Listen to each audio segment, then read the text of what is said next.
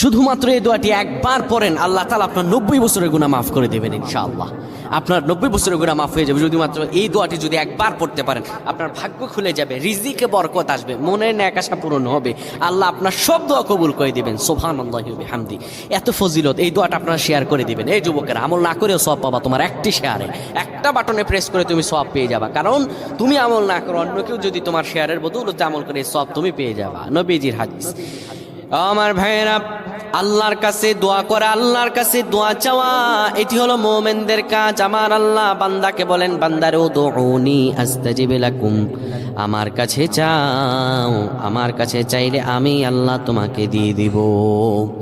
কেউ যদি একবারে দোয়াটি পড়তে পারে, দোয়াটি হলো রব্বি ইন্নী যালামতু নাফসি ফাগফিরলি। কেউ যদি এই দোয়াটা একবার পড়তে পারে, আমার আল্লাহ তাআলা তার 90